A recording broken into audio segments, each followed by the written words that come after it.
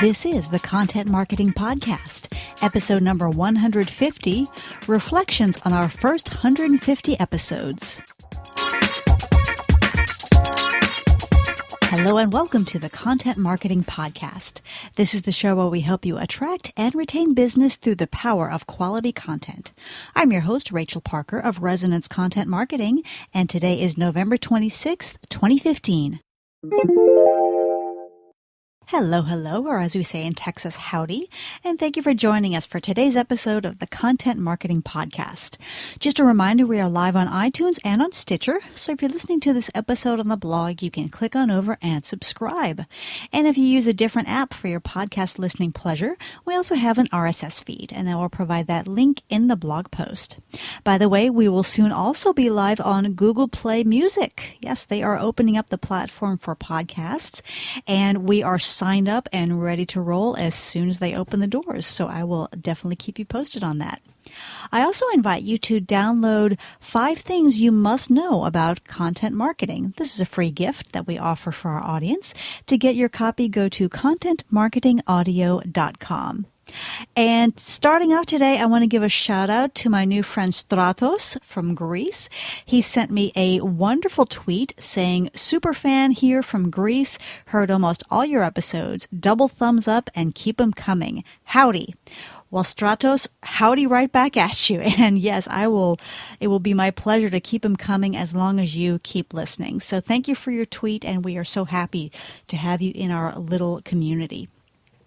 Okay, last week we chatted with media attorney Travis Crabtree about how to legally protect our content and how to stay out of trouble when it comes to sharing content created by others. It was a terrific conversation. I highly recommend you check it out. If you happen to miss that episode, feel free to check it out on iTunes or Stitcher or via the RSS feed. This week we mark episode number 150. Yay! 150 episodes. Appropriately, this is airing on Thanksgiving Day here in the States, and I will be sharing some content marketing insights from our first 150 episodes. But first, it's time to check in with our news feed for this week's rundown of news you can use. We've got some news from Google Plus to kick off today's news feed. Google has introduced a redesigned Google Plus interface to give greater prominence to collections and communities, and also to make it simpler and more mobile friendly. Now, if you recall, the collections feature on Google Plus is the equivalent of boards on Pinterest. So it's a way to group your posts on a particular topic. And then communities, of course, are the Google Plus equivalent of groups. Now, I've seen the new layout, and it's nice. You know, it looks nice and it's easy to move around. What I don't know is what's going on at Google Plus. You know, it has been around now for 4 years, since 2011. It's never really caught on mainstream, but Google's hanging in there, so I don't know. But as I've shared here before, I personally will be on Google Plus until they put the final nail in the coffin because, dude, it's freaking Google. That's all I have to say about that. Okay, speaking of Google, we've got some news out of YouTube. This will be of interest to our growing international audience here on the podcast. YouTube is introducing translation features. Did you know that 60% of a YouTube channel's views come from outside its creator's home country? I was really surprised at that. So that means for every 2 out of 3 people who watch, your channel might speak a different language from you. Well, YouTube is conscious of this, and they are helping you to make your content more accessible and more understandable to your own international audience with translation features. So number 1, they're rolling out community contributed subtitles, so you can actually crowdsource your video subtitles and let your community jump in and help you with those subtitle translations. You can also add translated titles and descriptions to your video. And I believe that it's something that you would upload and it would automatically appear. So if I write a specific title description for my YouTube video here in the States and someone in Italy pulls it up, then it would automatically pull up that uploaded title and description in Italian. That's how I understand it. I'm not completely certain. So, we'll definitely look into that. And then the third thing they're doing is they are creating, and this is still in beta right now, they're creating a translation marketplace. So from right there within your video manager, you can connect with a professional translation service and have them create translations of your video. So really great to see YouTube stepping up and serving the needs of international content creators. And it sounds like more and more of us fit into that category. For our content hit of the week, I have selected an infographic called the Top 10 Visual Content Marketing Trends for 2016. This is by Stacy Goodman over on the Curelate blog. Now, like it or not, 2016 will soon be upon us. I just look at the calendar and yes, we have 5 more weeks left in 2015, and that's it. So really it's time to start thinking about 2016. And so what the folks at Curelate did, they conducted a comprehensive market study alongside the Internet Marketing Association. And in this infographic, they present their findings. And after reading it through, I got to say, a lot of marketers are not feeling great about their visual content. For example, one number that they give is that just 11% of marketers feel they are leveraging content very effectively. Lots of surprising, some surprising results in here. Anyway, this infographic offers a lot of interesting insights, and of course, where there is insight, there is opportunity for us to look at what we will be doing in the year to come. So I will include a link in the blog post for this episode. Highly recommend you check that out. And the title again is Top 10 Visual Content Marketing Trends for 2016. Okay, that's it for this week's update. If you stumble across something you think might be of interest to your fellow content marketers, please shoot it on over to us so that we can share. Now it's time for this week's Spotlight segment, reflections on our first 150 episodes. How appropriate it is that our 150th episode is airing on Thanksgiving Day. Now, of course, I'm pre-recording this episode, so when it airs, I will actually be in Shreveport, Louisiana, celebrating Thanksgiving with my in-laws. But and if you're one of our international listeners and are not familiar with this holiday, Thanksgiving is the day that we in the States, or Americans around the world actually, set aside to give thanks for all the blessings that we enjoy. And yes, we do that by cramming our bodies with as many calories as they can possibly hold. If you've ever been to a Thanksgiving meal, you will see what I mean. It's just a total orgy of food. It's crazy. But it is all about giving thanks. So it is so appropriate that we're hitting this milestone on Thanksgiving, our Thanksgiving episode, because I am truly grateful, guys. I am thankful. I am so thankful to you, our wonderful global audience that's growing every single week. And I am so thankful for the opportunity to spend time with you each week, geeking out over content marketing. It's just, it's been a wonderful journey, and I just, it's the highlight of my week, and that's because of you. So I thank you from the bottom of my heart. As far as how this podcast got started, when I hit these milestones, I always think back on how we actually got started. The idea first came to me in December 2012. And like a lot of businesses, mine kind of slows down during the holidays, didn't have a whole lot of client work going on. So I was catching up on some of the trends and looking forward to the coming year and seeing what all was going on. And I kept reading about how podcasting was making a comeback. Now, podcasting, of course, didn't go anywhere. It first originated, I want to say around 2005, 2006, but had been kind of backburnered because of YouTube and some other factors. But around the end of 2012, a lot of people were talking about it making a comeback. And as I read all these blog posts and these white papers, I kept thinking, oh, wow, I'm going to have to start recommending this to my clients. And then I remembered the pledge. And the pledge is this: I will never recommend something to a client that I have not at least tried myself. Now, of course, there are a billion options for content marketing, and we can't all do everything. But if I'm going to recommend something to a client, you better believe I have at least tried it. So I said, all right, I'm going to try this podcasting thing.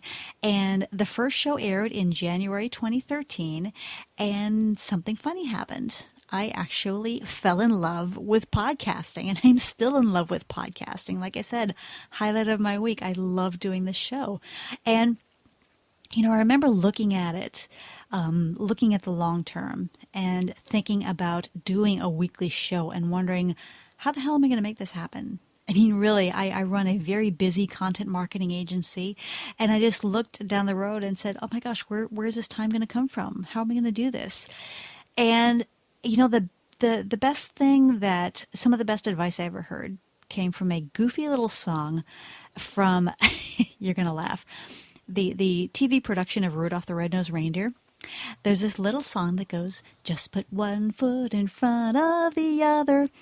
And the lyric goes on, soon you'll be walking out the door, blah, blah, blah.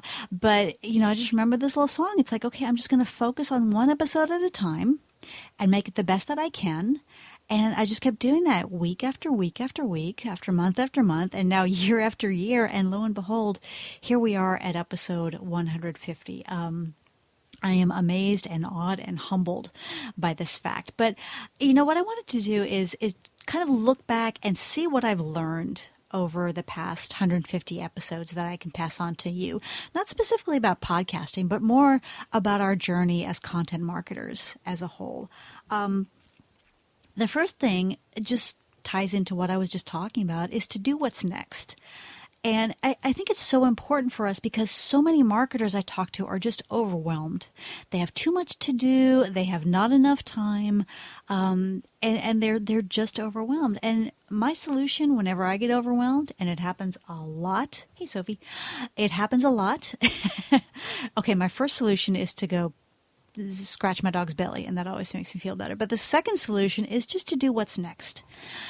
I looked at this schedule of having to do a podcast, or having committed to do a podcast every week, and I said, I'm going to forget about the long-term future and where we're going to be years from now, and I'm just going to focus on this episode. And yes, we do need to look at the big picture sometimes, but when it comes to doing the work, just do the next thing. What's next? I'll look at my to-do list and say, okay, what's next? What's a good thing to do next? And of course, I'll try to overthink and say, well, what's really optimal to do next? And it's like, Rachel, just do what's next. If it seems right, just do it and get it done. Then do the next thing.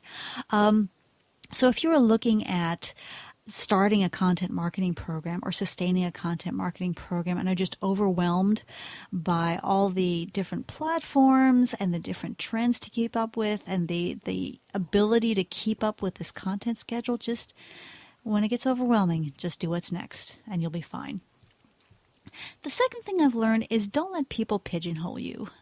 And, especially in those early days when I said I was doing a podcast. For one thing, people asked me, what is a podcast? Because it was not nearly as big as it is right now. But, people said, oh, well, what's your format? Do you do interviews or is it just you? And I answer that question with, it depends. I definitely share my own expertise, but if we are covering a topic that other people know much more about than I love having interview guests. On the flip side, I'm not going to commit to having a guest every week because if I don't happen to have someone interesting to offer you that week, I don't want to have to be reaching, pulling bodies off the street just to have a guest for that week. So, I think it's so important to just take advice as it's appropriate, but don't let people pigeonhole you. And when you're looking at your content, if people are saying, "Oh, you've got to do a podcast, you've got to do white papers, you've got to do this, take that in and really consider the options, but don't let them pigeonhole you. Don't let them put you in their little slot. When it comes to content marketing, we've got to walk our own path, and we've got to rock what you got, as a friend of mine likes to say. A third thing that I've learned is the importance of being inspired and following best practices, but stopping short of imitation. Now, when I started this podcast, I was actually fortunate in that there were only a handful of marketing podcasts out there. In January 2013, there were not. There were several good ones, but there were not nearly as many as there are today. And so when I started thinking about and planning this podcast, I did look to some of the more successful podcasts that were out there. I listened to John Jantsch at the Duct Tape Marketing Podcast. My friend John Buskell in Sweden has a wonderful podcast, the Online Marketing Communications Podcast. And I got a lot of great ideas from those guys. I really did. I learned a lot. I took some takeaways from them. One might say I borrowed some ideas from them, but I never tried to imitate them. And I really believe that if I had gone out there trying to be the next Joe Polizzi or the next Jay Baer, I think this podcast would have fallen flat. So especially if you're at the beginning of your content marketing journey and you've got some superstars out there that you really look up to, yes, be inspired by them, borrow their best practices, but always come back to what can you contribute that is unique and special. And sometimes it takes a while to kind of figure that out. But, if you're out there trying to imitate the Steve Jobs of your industry, well, that person already exists, so they don't need another one. So be inspired, but always stop short of imitation. Another thing that I've learned is, this is so true, you've got to love what you do.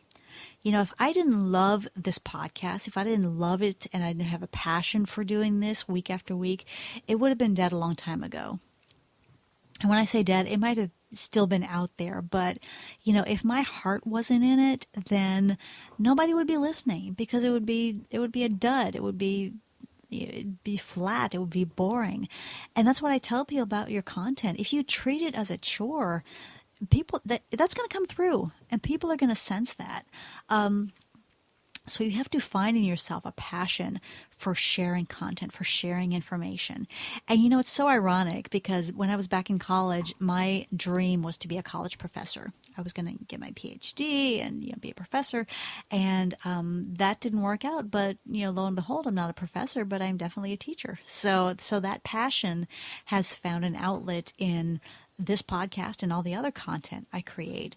But so you've really got to love your content. You've got to love sharing information, and you've got to love your audience, which brings me to the fifth thing that I've learned. Again, so important. It is so important to love and honor your community. As you create content, you will build up a community. It's not going to happen overnight, but it is going to happen. I actually make this particular high-pitched squealing noise whenever I get a tweet or an email from one of my listeners, like I did when I got that tweet from Stratos that I talked about earlier. I would make that noise for you now, but it would probably break your headphones, if not split your eardrums. But I'm just so excited to hear from people about the podcast, even if they have a criticism. That means that, number one, that they're listening, that it's touching a chord in them, and that they deemed it worthy to sit down and actually write an email or create a tweet.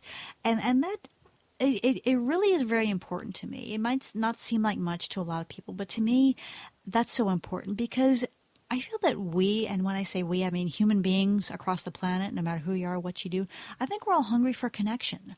And I think we are treated as numbers so often. We receive these emails that are supposed to be, quote, personalized. They're actually going out to 10,000 people with just the name changed. But, we're really craving that connection, that one-on-one conversation, and to know that we're being listened to and that someone is caring about us.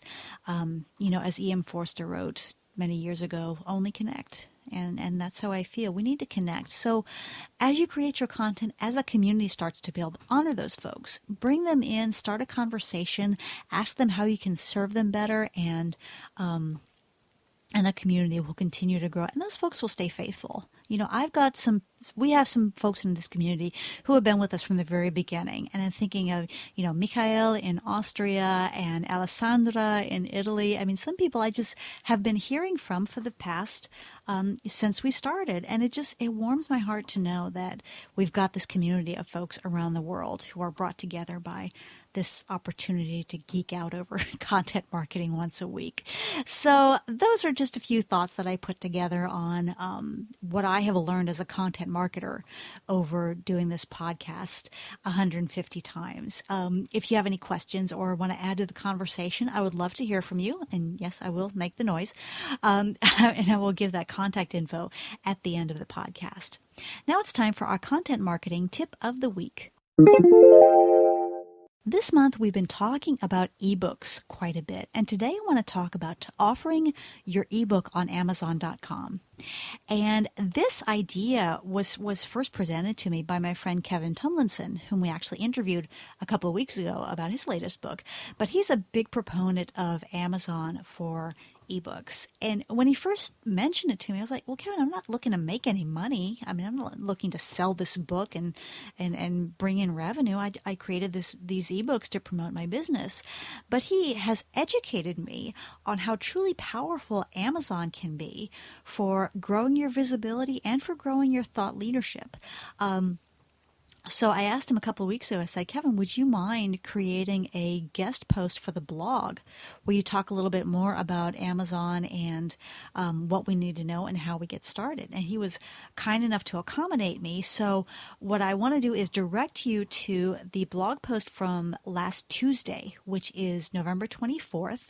If you go to resonancecontent.com/ping, P-I-N-G, just scroll down to the November 24th post and you will find it there.